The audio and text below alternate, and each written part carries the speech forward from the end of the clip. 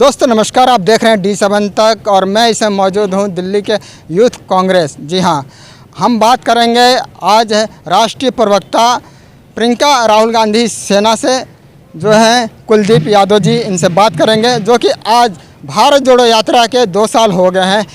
कुछ मुद्दों पे और भी बात होगी, तो आइए बात करते हैं। पहले तो आपके सभी दर्शकों को नमस्कार। देश की सम्मानित दर्शकों को भारत जोड़ो यात्रा का राहुल गांधी जी हमारे जननायक, तुमसे वादा हमारा नफरत का साया भी तुम पे नहीं पड़ने देंगे। तो देश की जनता से वादा हमारे जननायक माननीय राहुल गांधी जी ने किया था और अंधेरे में रोशनी का उजाला बन के उन्होंने देश में कई हज़ार किलोमीटर उन्होंने पैरों से चलकर भारत को नापने का काम किया और देश के हर हिस्से तक जाकर देश की आवाज़ को सुनना और देश की जो प्रॉब्लम्स थी उनको जानने की कोशिश राहुल गांधी जी ने किया।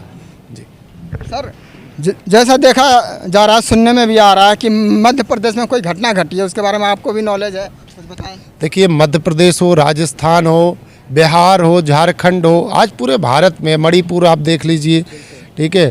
अभी तो सबसे शर्मसार घटना है इंदौर से आई है और एक उड़ीसा से, जो हमारे देश की बॉर्डरों की रक्षा करते हैं हमारे देश के फौजी, एक मेजर जो रात को अपनी पत्नी के साथ, होने वाली पत्नी के साथ वो पेट्रोलिंग पे जाते हैं और रास्ते में उनके साथ कुछ मनबड़ लोगों ने उनको छेड़ना चालू किया, तो अपना बीच बचाव करने के लिए थाने में जाते हैं।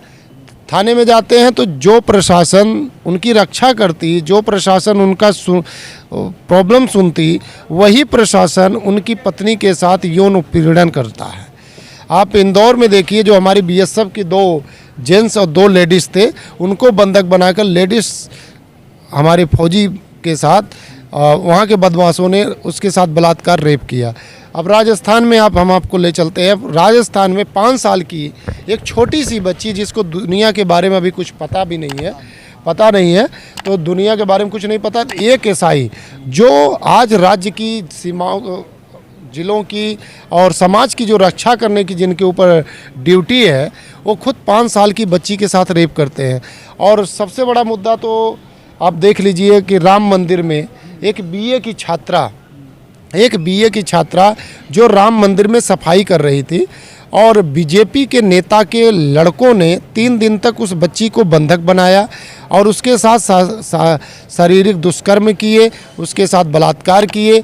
और उसके बाद जब वो न्याय के लिए गुहार लगाने लगी तो अधिकारियों की तरफ से भी दबाव मिलना चालू हुआ और वहाँ उनके माँ बाप को भी धमकाया गया कि आप ज़्यादा आवाज़ मत उठाओ, नहीं तो आपके परिवार को किस नुकसान पहुंचा दिए। तो लास्ट में विपक्ष के नेता से भी उन्होंने बोला और पूर्व मुख्यमंत्री अखिलेश यादव तक भी जाती हैं न्याय की उम्मीद लिए। एक तरफ इसी सरकार में कहा जाता है बेटी बचाओ बेटी पढ़ाओ, क्या कहना चाहते हैं? देखिए, बेटी बचाओ बेटी पढ़ाओ का नारा जो प्रधानमंत्री मोदी जी ने लगाया था, तो सब जुमले हैं।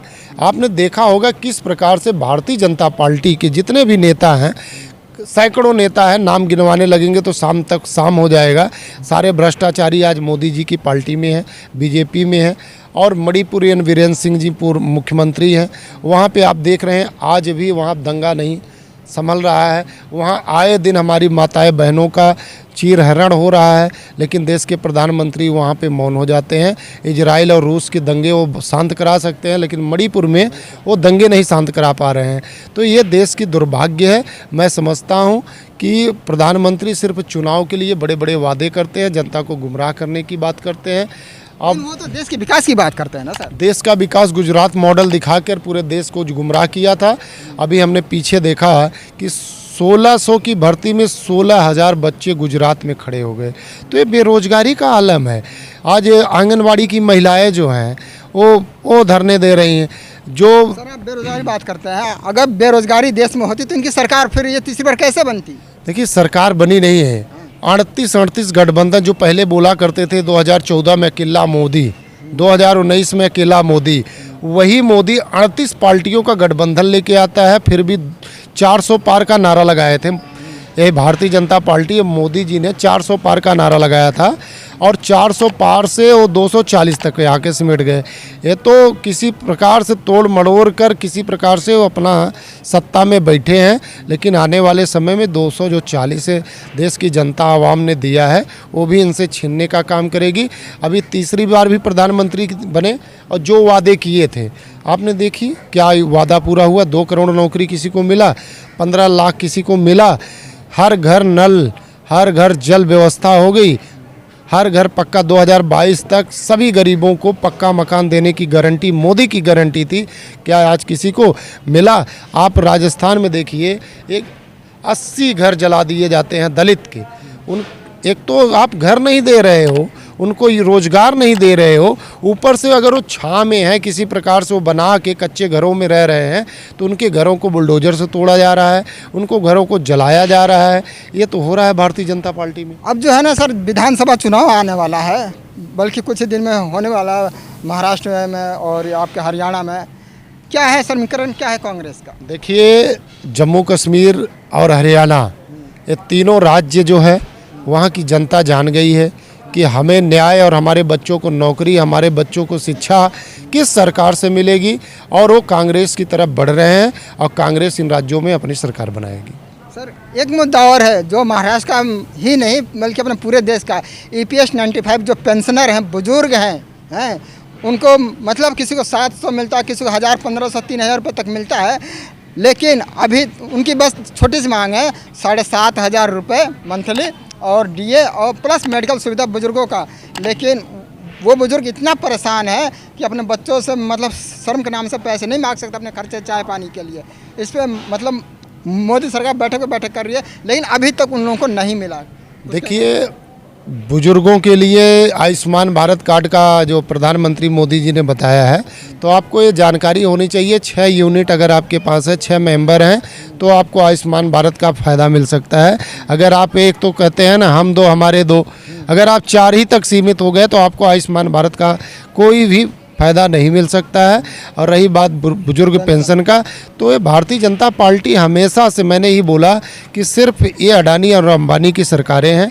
ये जितना ज़्यादा हो सकता है उतने ज़्यादा भारतीयों को गरीब बनाने की कोशिश में है, बनाने की कोशिश कर रहे हैं। और अभी मैं झारखंड में गया था तो वहाँ पे मैंने देखा कि पता लगा, वहाँ के धनबाद ज़िले में गया था, पश्चिम बंगाल भी गया था, बिहार भी गया था, तो कांग्रेस के कार्यकाल में कोयला माइंस की जो खुदाई करते हैं, जो कोयला निकालते हैं, ऐसे हमारे जो मजदूर थे उनको सरकारी नौकरी देने का काम कांग्रेस काल में हुआ था। लेकिन वही लोगों ने बताया कि जब से भारतीय जनता पार्टी सरकार में सत्ता में आई है, उनके लिए कोई नौकरी बहाल नहीं की गई है। और वहाँ के वो जो आदिवासी लोग हैं, वहाँ हमेशा से रहते आए हैं, आज उन ज़मीनों को भी सरकार कब्जा कर रही है और दबंग लोगों को वहाँ पे कॉन्ट्रैक्ट दे रही है। और आदिवासी क्षेत्र में हर प्रकार से उनको टॉर्चर किया जा रहा है, उनके गांव में पानी की व्यवस्था ना होने पाए, और वहाँ तो खेती हो नहीं सकती है। तो इसलिए आदिवासी जो लोग हैं वो कोयला निकाल कर ही बेचते हैं, जिससे उनके परिवार का भरण पोषण होता है। तो ये बहुत बड़ा मुद्दा है।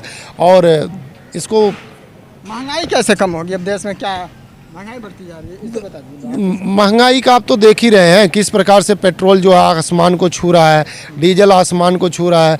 और उसके बाद हर वक्त मोदी जी बोलते हैं कि गरीब हवाई चप्पल पहनने वाला हवाई जहाज़ पे बैठेगा। तो गरीबी तो ये गरीबों को बढ़ा रहे हैं, जिसके पास रोज़गार है उनके रोज़गार को बंद कर दिया जा रहा है। अभी इलेक्ट्रॉनिक ई-रिक्शा, एक तरफ बोलते हैं स्वाभिमान से जियो, ठीक है, और एक तरफ जो पॉडल मार के रिक्शा चलाते थे उनके लिए इलेक्ट्रॉनिक्स ऑटो आई।